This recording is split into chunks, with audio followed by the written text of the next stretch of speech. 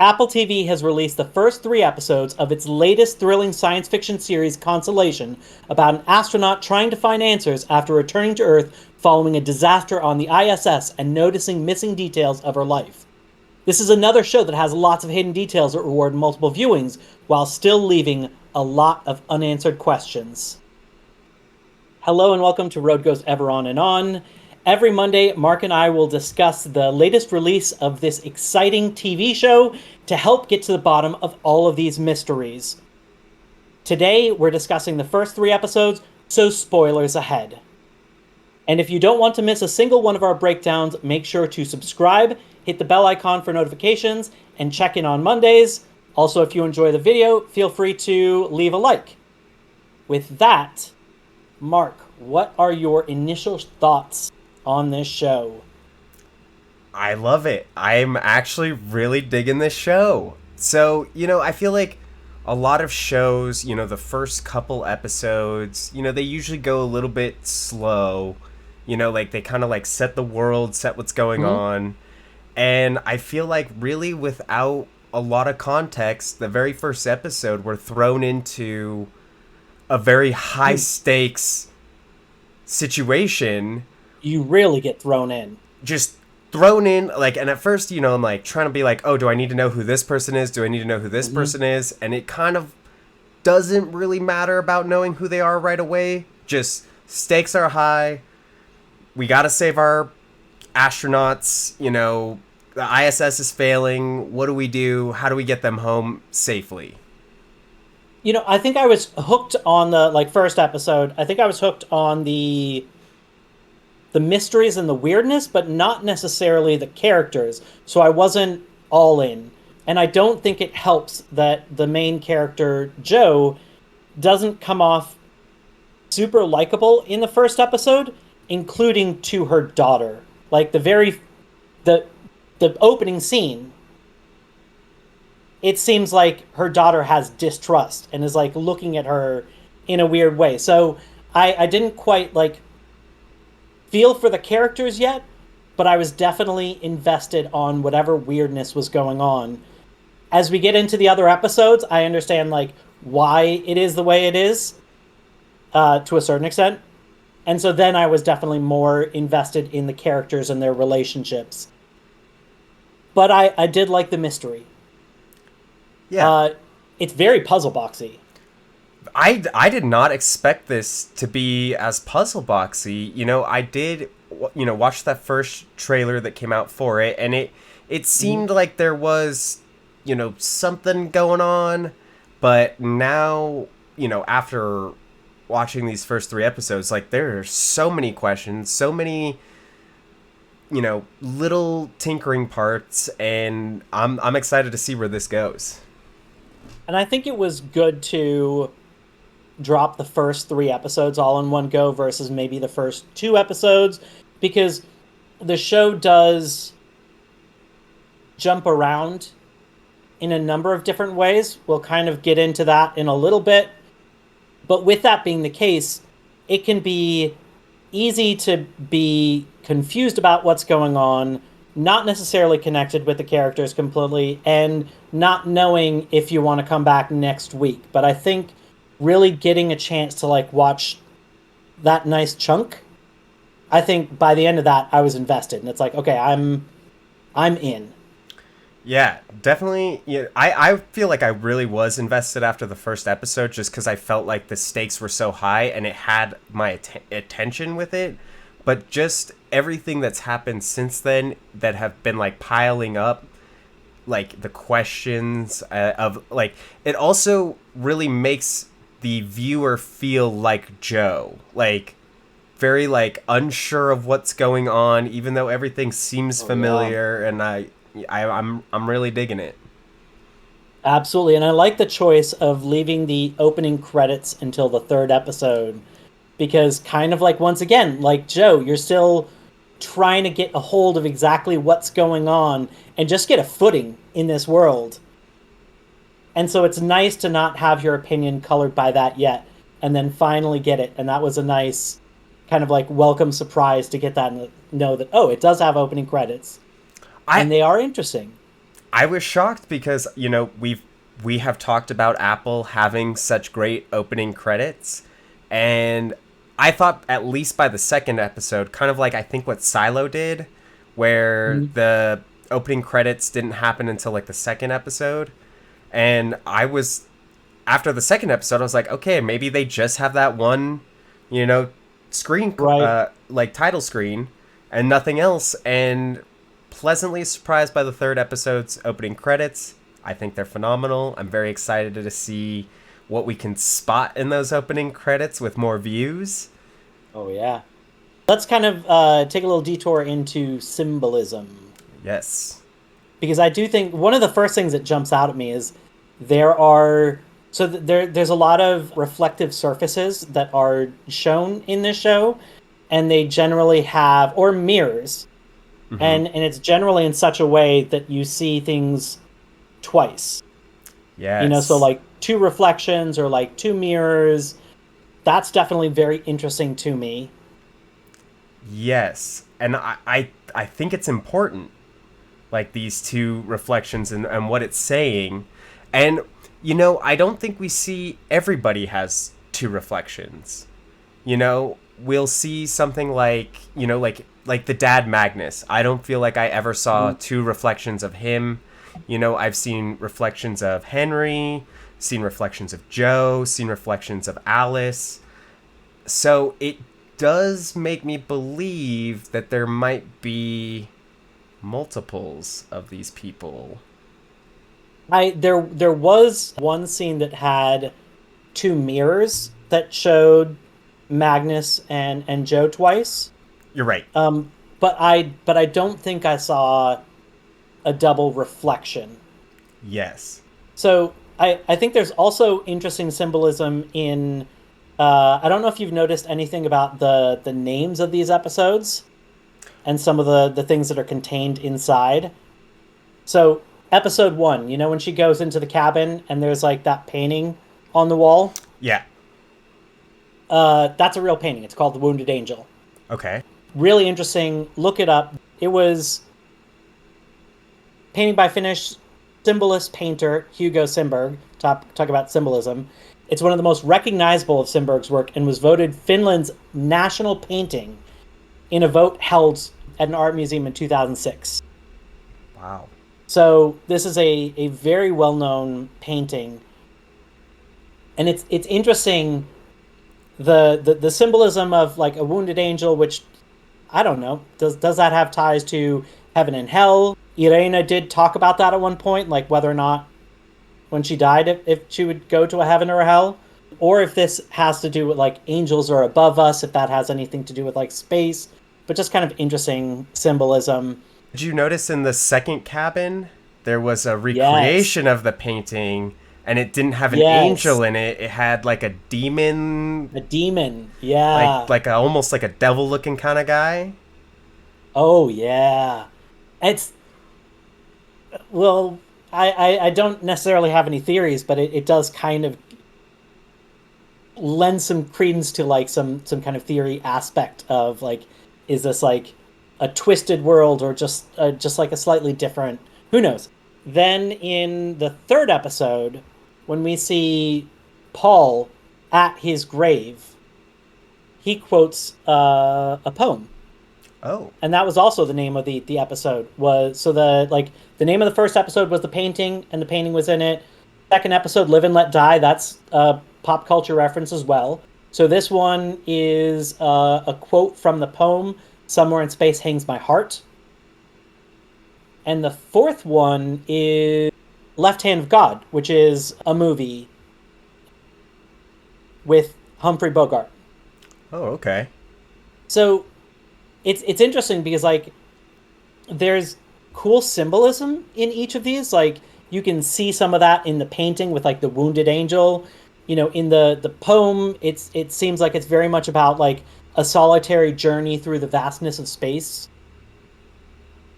And it does make the world feel very rooted in the real world, even if things do seem slightly off kilter. Yeah, and also seeing like Bud, you know, when he was being interviewed in like a His capacity, yeah. capacity where he's, sitting there. Like, it seems, I feel like maybe that was not a real news host, but she looked familiar like a news host, also giving it a sense of reality that it is happening in our world.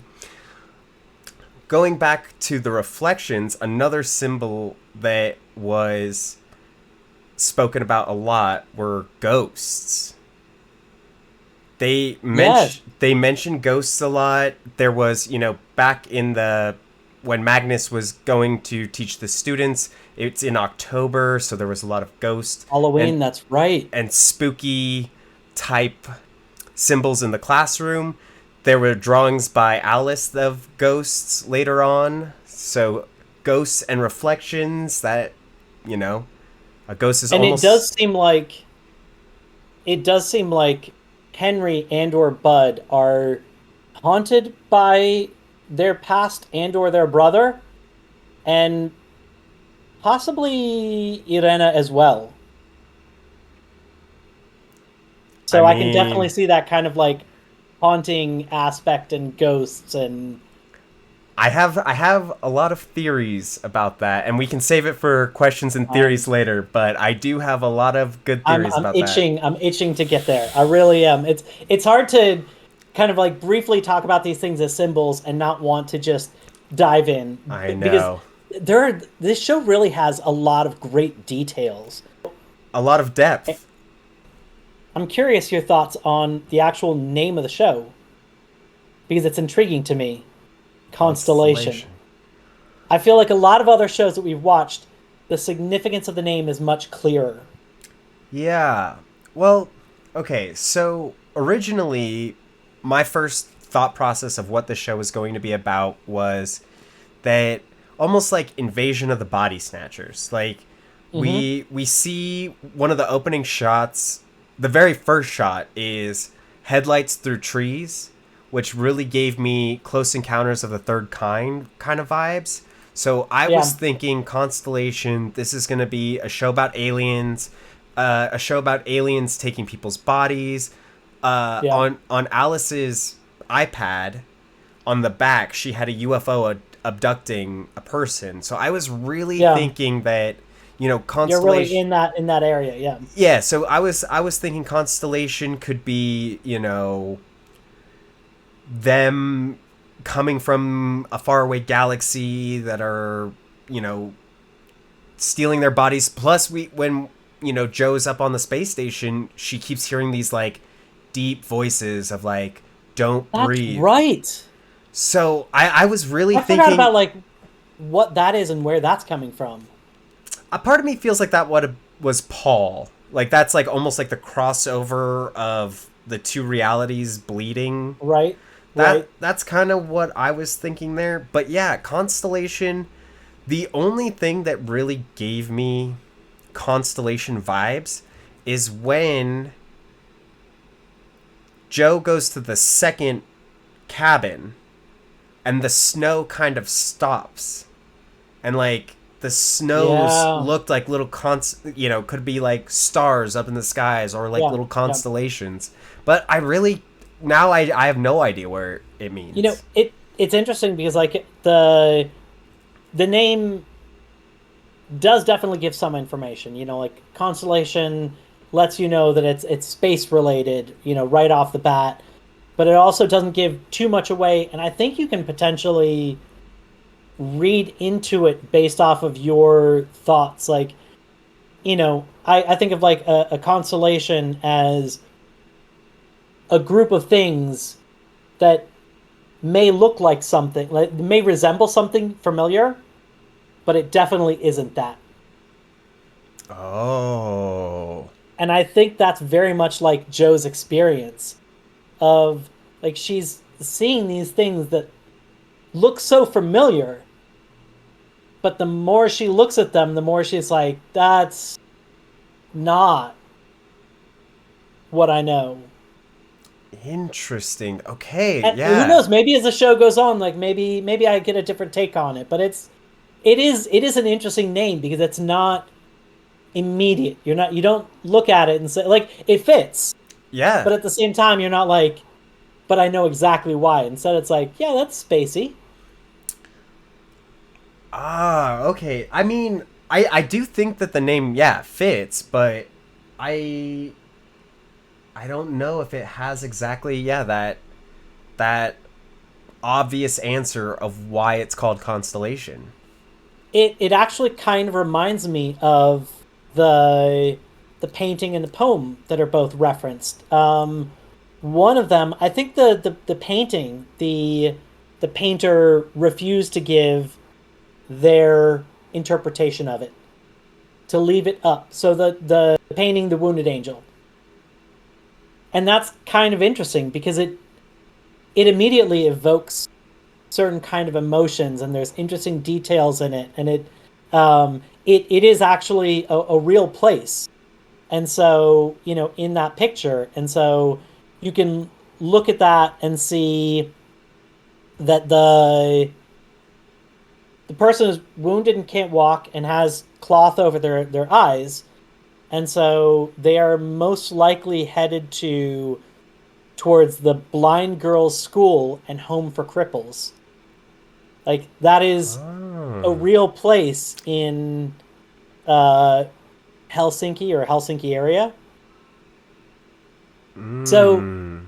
it's interesting because like it both gives information and evokes a lot of feelings, but also and definitely has symbolism, Yeah. but then doesn't it isn't outright clear exactly what it's trying to tell. That's up to your interpretation. That's kind of how this feels with like the title. Well, and even like if you think about the title of the painting is the fallen angel, like Joe is Wounded angel. or wounded angel. Well, Yes. she's like an angel that fell from heaven and is Yeah. now wounded by not being in the correct timeline. Yeah. Ah. So that might be a good segue into some of the details of this show. So the first one that I want to call out, I don't know if you noticed in the very first episode, at the 14 and a half minute mark, as Henry is walking down the hallway, about to go into his office.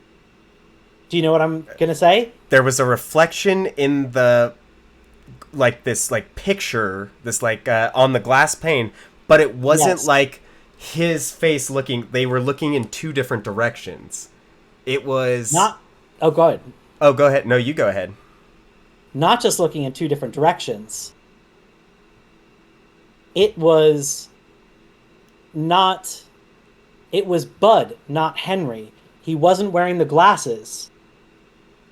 Interesting. So that's I did think that it was Bud and not Henry. Yeah, he And wasn't wearing the glasses, and Henry definitely wears the glasses. yes. And oh, I did notice that. I at first like, before we even meet Bud, like we see that and I was Yeah, like when I saw it happen, I was like, why they're facing different directions. It didn't line up and it was such a brief moment. I didn't see it the first time. Kudos to you. It Yeah. it wasn't until my second watching that that I saw that because it's such a blink and miss it detail. I showed it to Dawn after that, and it just blew her mind. And it's weird and creepy and Another hidden detail, which we do find out in episode 3, but mhm. in episode 2, there was a moment where Bud and Irina, Irina, is that her name, right? I don't know exactly how to say her name. Half the people have accents in this, so Yeah. But they showed, so we did see in episode 3 as they were showing the pictures of her as a cosmonaut. And when yes, they're having a drink together after they just thought that Joe didn't make it. And there is yeah, that same picture of Irina in her cosmonaut outfit in her office. yes, yes, And then they eventually say that it is her, that she was a cosmonaut that was up in right. space. And yeah. one of the so here's one of the tough things about kind of talking about this show is I think it's easy with like Bud and Henry because they go by two different names even if Bud is Henry. But I do think that there are different versions of people, and so it's like how do you talk about the different versions? And I think that the first one that I noticed, because I actually didn't notice the Bud Henry difference, is in Alice. And I'm gonna call anybody that we like know from Joe's past before the thing happened on the ISS. I'm gonna call them like version 1. Okay. And anybody afterwards is like version 2. Okay. So version 1 of Alice speaks Swedish and says mama, Yes. not mummy. Yes. And the moment that really vindicated this for me, that it's not just like the thing that really vindicated it was when in the episode 3 when they're rewatching what she had recorded on the iPad, it's not the same sequence of events. Like you actually hear she says mummy in the recording on the iPad, but when we watched it in episode 1, She said mama. she said mama. Interesting. Okay. I didn't catch that. I did catch with, I think his name's it's the one guy that was crying about Joe. I forget his name. I think it's Zach, maybe.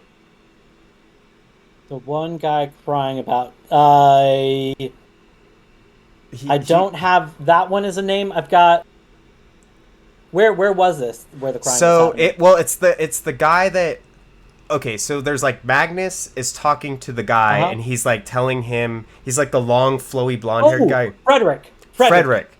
So yes. I think Frederick version 1 or well, I don't know about Frederick version 1, but yes. I do think that this new Frederick that was crying about Joe and the one that he like when he placed his hand on her, I think that he is having an affair with Joe in that whatever timeline, yes.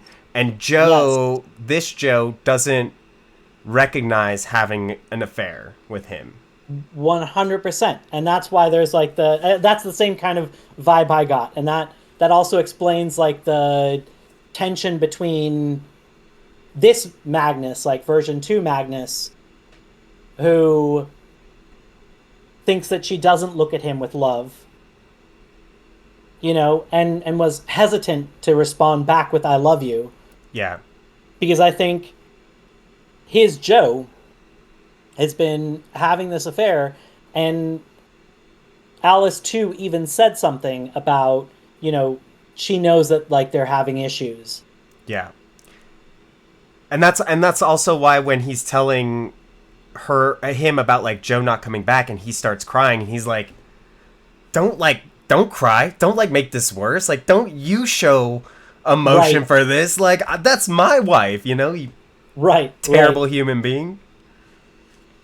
And it's interesting, some of the differences are obviously pretty small. Like the color of a car. Some of them are odd. Like the fact that Frida's name would be Erica, but it seems like everything else would be the same about her. And then some of them are much bigger. Like it definitely seems like whatever happened in... I think that the Henry Budd thing, that when something happens, that Bud's version from that point on involved the death of 2 crewmates when he's remembered having fixed everything. 2 dead crewmates who were alive. And that potentially ending his career and him being relegated to, doing talk show circuits and,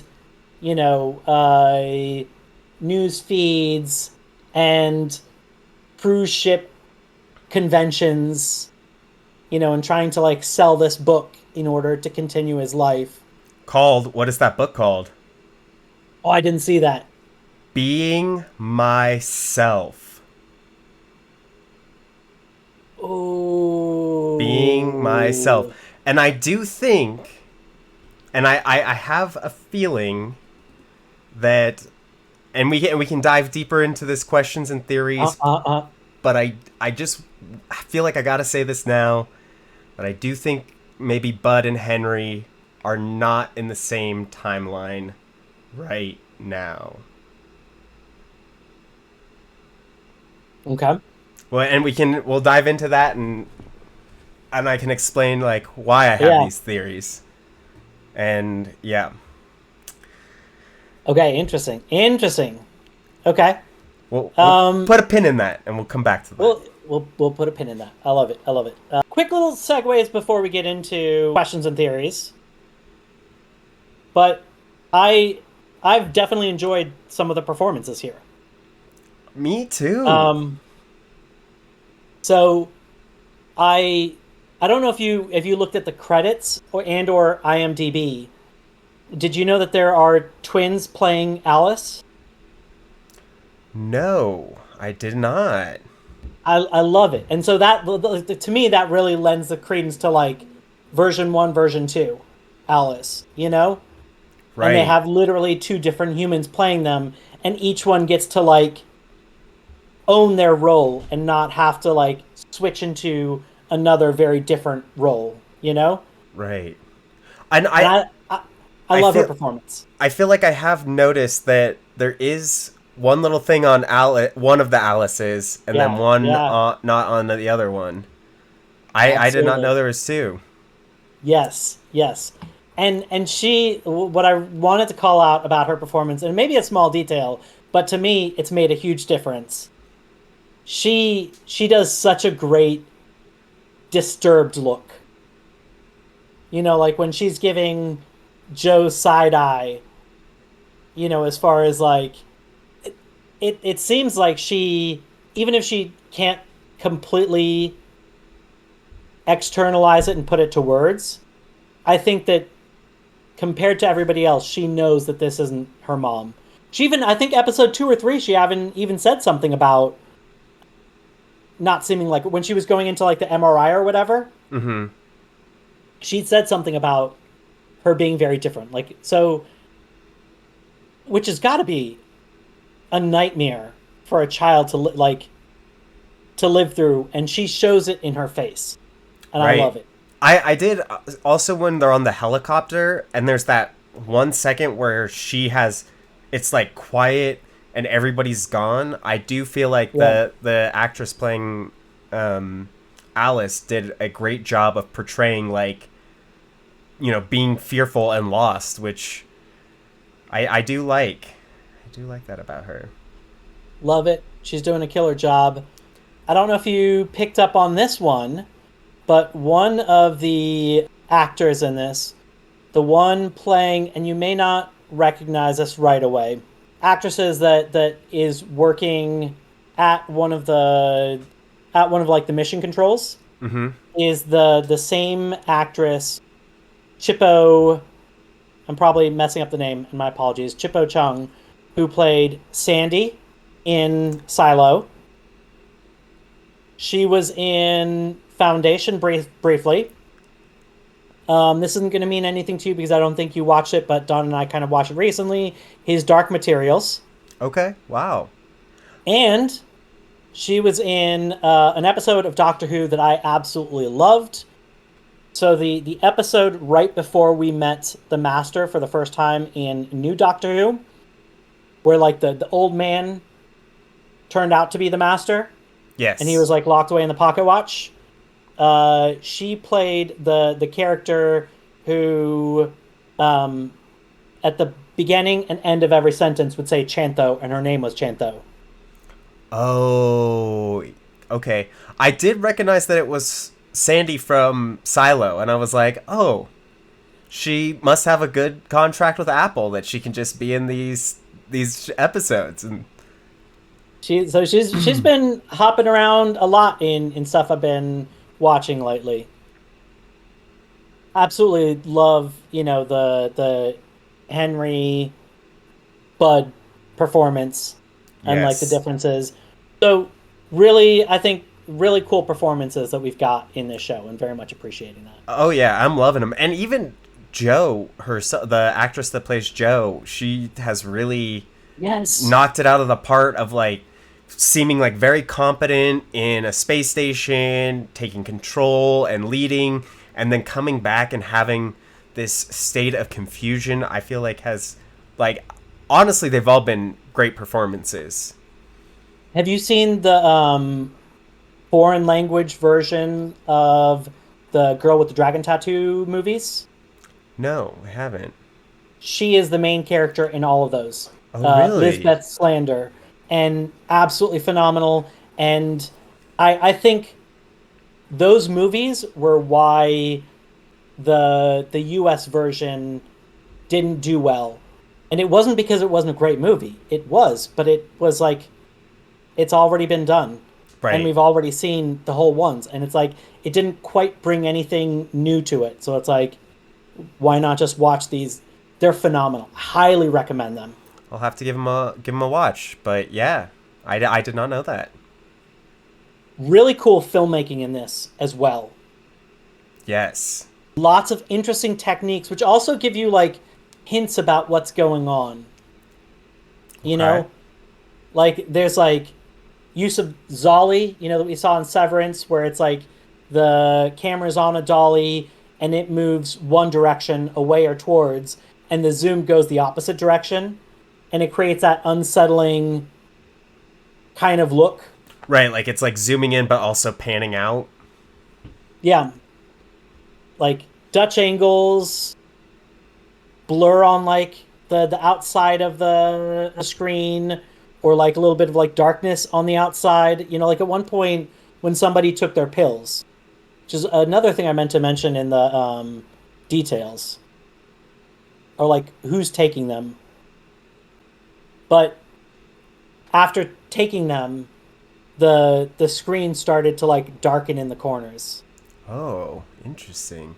I didn't quite So notice that.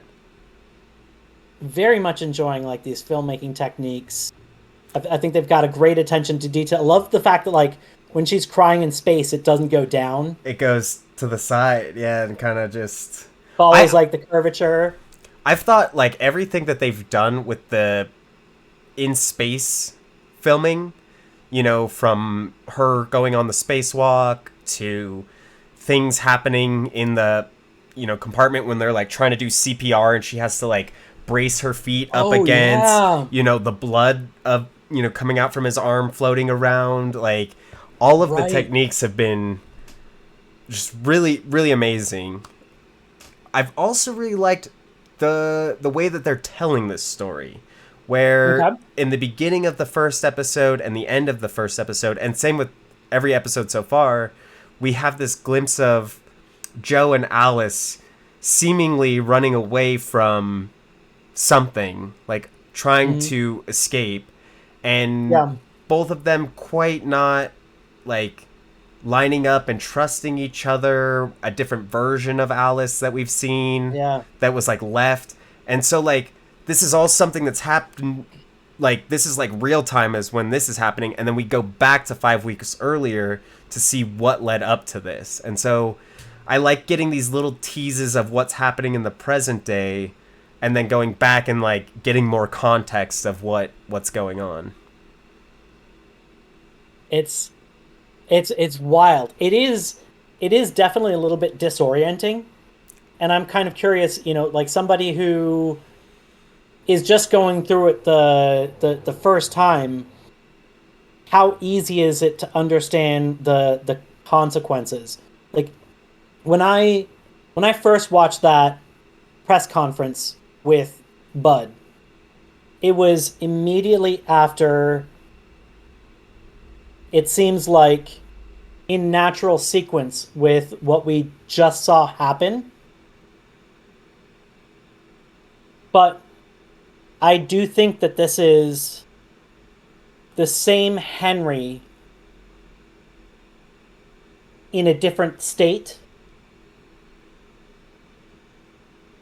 This is the Henry where two of his people die on the mission. And I honestly didn't figure any of that out until I watched the third episode.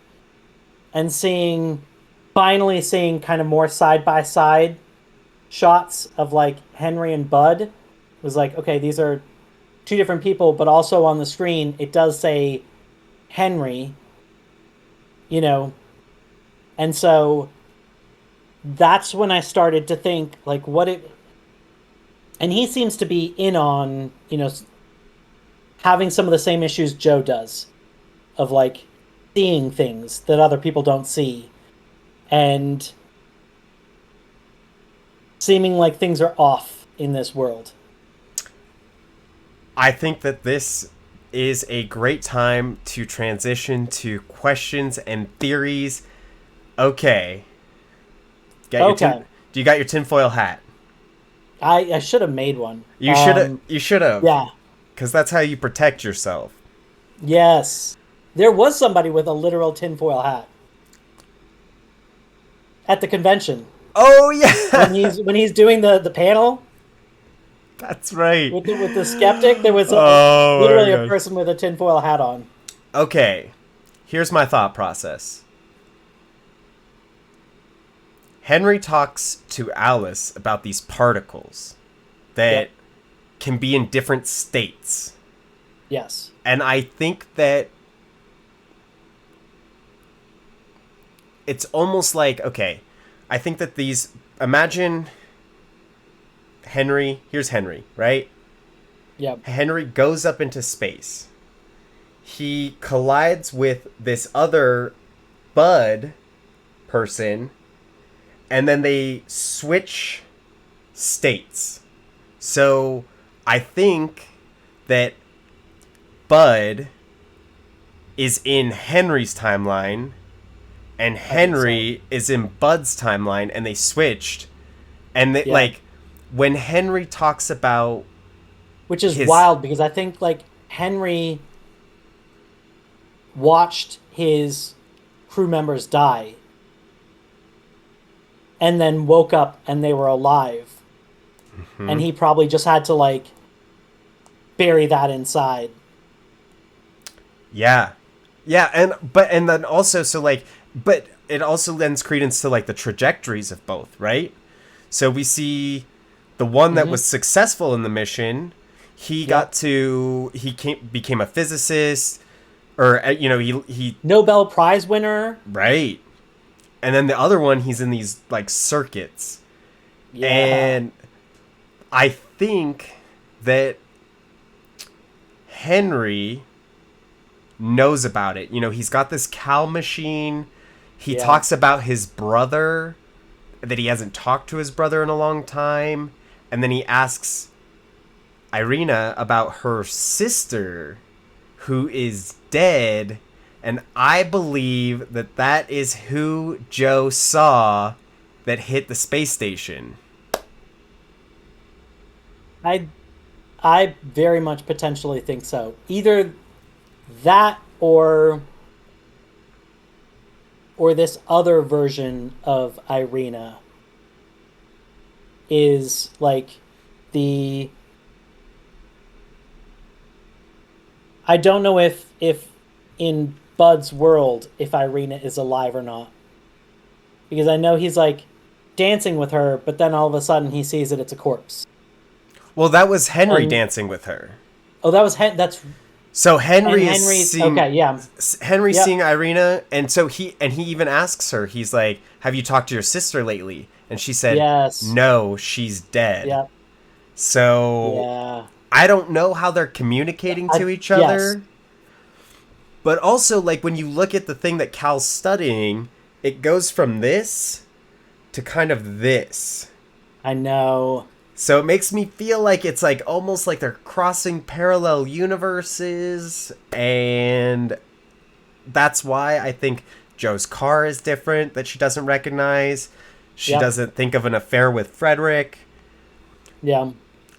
Another thing, when she's on the space station and she says, I need to go back for the necklace that Alice made. Alice didn't make the necklace until her mom was coming back in orbit. I don't know if you saw when they were like, we lost contact with her, we don't know. That's when Alice Right. was building the necklace. Yeah.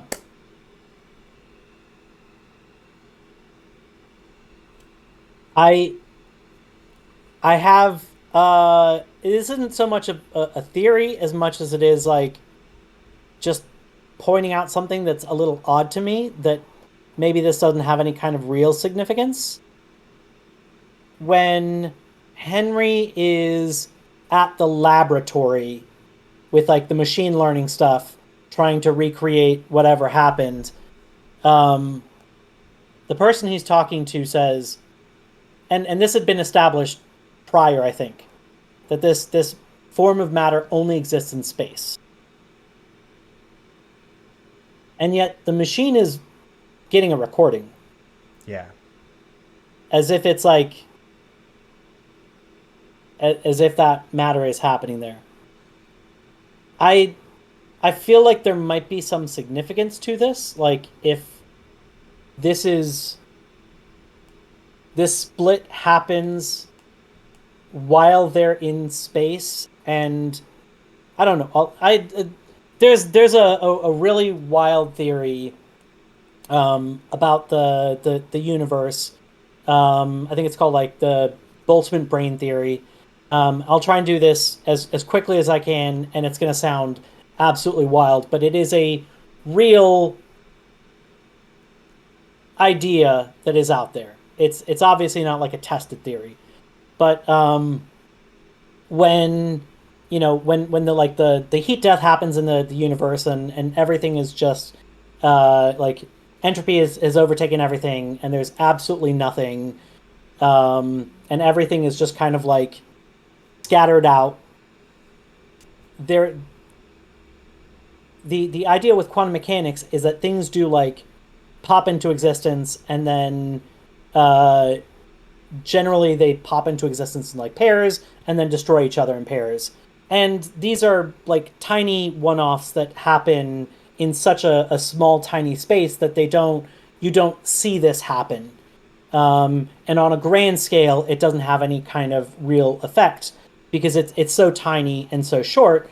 But on a long enough of a timeline of like basically the infinity after everything has just gotten to this kind of heat death state, that um, that you can have two things pop up, or like three or four, and they can possibly pop up and happen to form complex shapes because on like a long enough infinite timeline, things that normally wouldn't be probable become probable just because of the length of time. Hmm. So it's like very improbable events in short periods of time over a long enough period of time can actually become very probable. And so there's an idea that an entire brain could pop up and be pre-populated with the memories of an entire lifetime, and there would be no way for that brain to know that it is just popped up in an instant, and that everything that it came before is just a false memory, and that it's going to return to nothing in a moment. There'd be no way for it to be able to tell this. I know this was a long diatribe, but I'm just wondering if there's like if some of this is somewhat an illusion and it is actually happening in space, which is the only reason why we would be seeing that machine working when that phase of matter is only supposed to happen in space. Well, I do think you do have some legs to stand on with that idea because okay, so we know that maybe Joe might not be the Joe from this world. She may have crossed over. And what if, in that other parallel world, Paul was the one that survived? And so when she went and saw his grave, because we saw Paul on crutches, like she was on crutches. And so maybe there is this overlap that's not just happening in space anymore, but because Joe has just come down with having this, and maybe this event hasn't happened since the 80s when it first happened with Henry and Irina. Like, it happened back then, but, you know, and that's what sent Henry on this drive to be like, I need to prove this. I need to figure this out. I need to, like, understand physics and quantum physics to really get a hold of this. And that's how he came up with the Cal machine, whatever that is. It's kind of a MacGuffin. We don't really know how that thing's working. But because Joe came down, and maybe Paul was the one that lived in her world, and she was seeing that, like, reflection of him going to her grave and, like, saying that quote of, like, I left my heart in space, or I forget the exact quote. So, okay, so here's my point of confusion. Okay. I get why Henry, Irina, and Joe potentially are experiencing this. They also seem to be taking the same medication. Yeah. Which has to mean something. But it does seem like Alice is also experiencing this. Right. And she hasn't been to space? That's the confusing one for me. Right. Because she saw Wendy putting her rabbit in the puddle and stepping on it, and then when she came out, it turned out that never happened. Mm-hmm. And we did see two Alices at the cabins. We saw one that was locked in a cabinet that had been abandoned, and one that was sleeping just fine. And we actually saw from Alice's perspective when all the people around her disappeared and she was isolated. Yeah. Like a lonely traveler in space. I wonder if, because her mom has been an astronaut for some time, maybe she went up to space before her pregnancy with Alice, or possibly coming back from space. Alice is the confusing one for sure. It is, and I'm sure they're gonna have a good reason. Yeah. You know, we just need like a little bit of time. Oh yeah. But yeah, that's the confusing one to me. I do think the medication is something that, because so I do think Henry and Irina are, and they all have the same medication, even though they work for different agencies. Right. Like Irina works for Roscosmos. Yes. Which does make me wonder if there's like a larger, not necessarily like Illuminati or like some type of conspiracy that is trying to dilute the experiences of those affected with the problem, you know, so that it maybe makes it seem like it's just a hallucination, or like I do think that it's not just whatever, like vitamin B12 and folic acid and I don't think it's that either. I think it is whatever helping them cope. She also said, what is this for? And the person just listed ingredients, not like, that's not answering the question. Right. Also, I don't know if I believe your answer. Yeah, I did think it was odd that, you know, because you see Henry take it first, you've seen Irina take it, you've seen Bud take it. Yeah. So I think it is something to do with whatever they're experiencing. Maybe I don't take vitamins enough, and so you may tell me that I'm wrong about this. But I don't feel like I generally see them in capsules. I feel like they're a ground up version of the ingredients made into a hard form, or like a gummy form, or all these. I don't feel like I see vitamins in capsules very often. Maybe it's the folic acid. Maybe not like everyday vitamins, but I do think there are some vitamins that could be in capsules. I feel like fish oils. I mean, Yeah. it's literally like oil, you know. But like when I think of like B12, I don't know how you get folic acid. Maybe that's the part that's throwing me off. No, But like folic acid definitely is stuff like pressed. B12. It's a press pill. Yeah, so that to me that doesn't add up with what they said. Yeah. Yeah, I'm not trusting that medication for sure. And I do you think Irina knows that it was her body, or her doppelganger's body, that hit that, and she's like desperately trying to cover it up?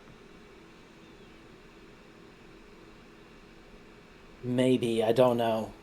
I think she knows, because she did say her sister is dead. Like, I think she knows that. Right.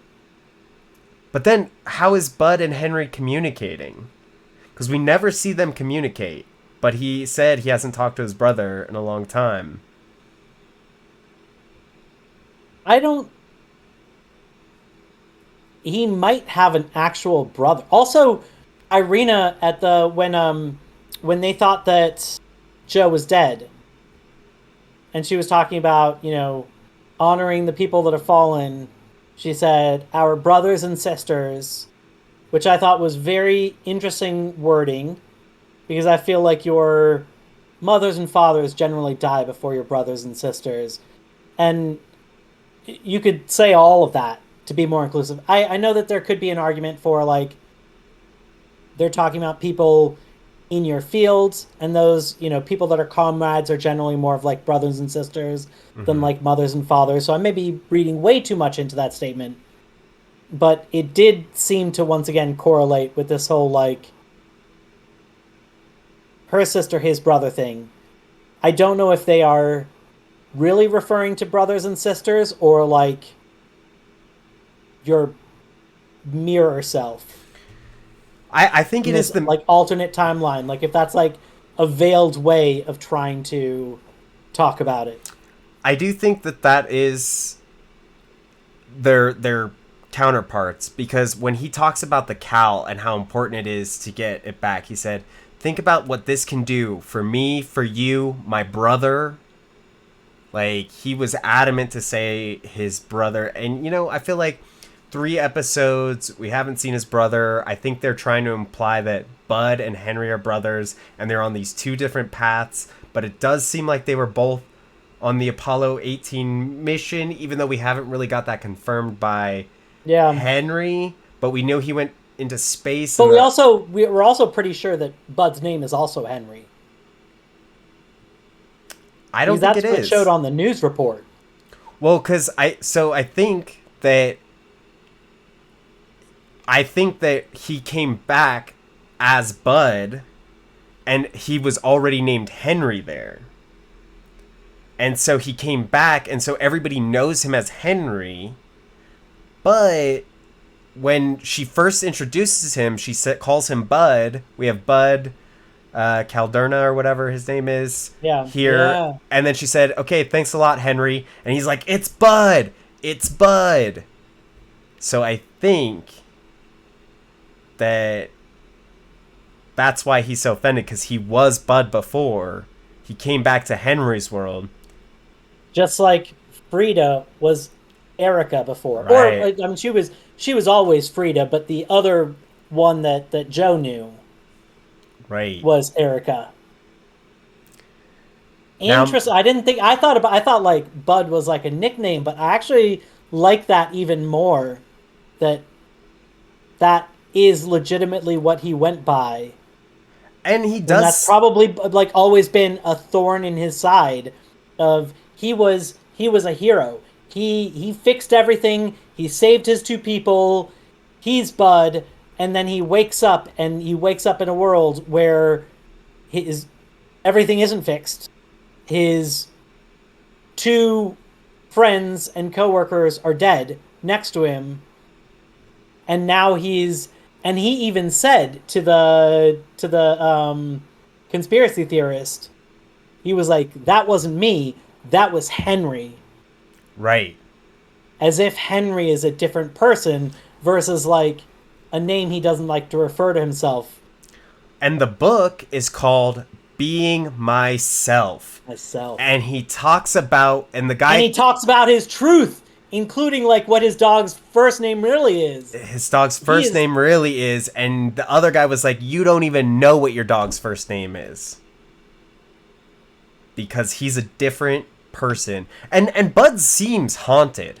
Like, when he pushed that guy off the back of that ship, he was like, he feels like he just lives with this, like he doesn't understand it. He doesn't get it. Like, he doesn't know what happened. And yet, he has to live in this reality where he's been accused of being this, like, fake person. Makes you wonder what Henry's end game is with this. Is he trying to keep Bud where he is? Because he did, when she asked, "Have you seen your brother?" and he said something like, "No, and I'm happy about it," or like something he said made it seem like, oh, he said, and that's a good thing. I haven't talked to him in a long time, and that's a good thing. It does kind of make me want, like, if you were him and you had been the one who had screwed up, who did lead to the death of your coworkers, and then you luck into switching into like the reality or the state where, you know, your two other coworkers are alive, I would not want to go back to that. Or maybe he's hoping for like a third state that's even better. I'm just very curious what he is so laser focused on this. Mm-hmm. He has a goal in mind. He's not just trying to find answers. I think he wants something from this. I wonder if before... Because, okay, so this was like early 80s that they first did this. I'm wondering if he can communicate with Bud through, like, reflections. Or, like, sometimes he sees him and sees his life... And, like, maybe Henry is trying to do the right thing, and he feels guilty for what he did to Bud, or, like, how Bud is stuck in that terrible timeline. Mm-hmm. And he's like, because he did say, I want to, you know, what this could do for me, for you, for my brother. Like, I think he is trying to save him. Interesting. And my final question... Oh, yeah. You have more. I know. Well, it's more of a question. This is more of a question. Okay. Yeah, sure. We see Jo, when she's on the station, she touches Paul's hand, and, like, we see a version of Paul. You know, like, could that, you know, be another side one? But also, when she is in that escape hatch, and one of the latches won't come undone, and it says needs 2 crew member, and one has to be on the outside of the thing. We see somebody in there. Yeah. Is that Jo? Was that the other Jo helping her out?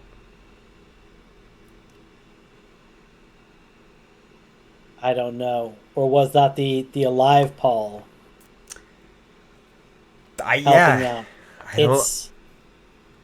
That was one thing that, like, stood out to me, that she couldn't get sent home, and yet somebody helped her break off the station. And we saw her leave somebody behind. You see somebody briefly in the window. Who is that? I don't have an answer, but it has my brain percolating. Yeah. I love it. I'm digging all the details. I love that it's given us a lot to think about. Oh yeah, I'm excited for what's next. same. But with that, I think this brings our journey to an end. Thank you guys so much for joining us for Constellation episodes 1 through 3. Next Monday, come back. We'll do episode 4. That way, it will be out before episode 5. We love having you guys here. Thanks for joining us. This is Road Goes Ever On and On. I am Mark, and this is Sterling. Thanks.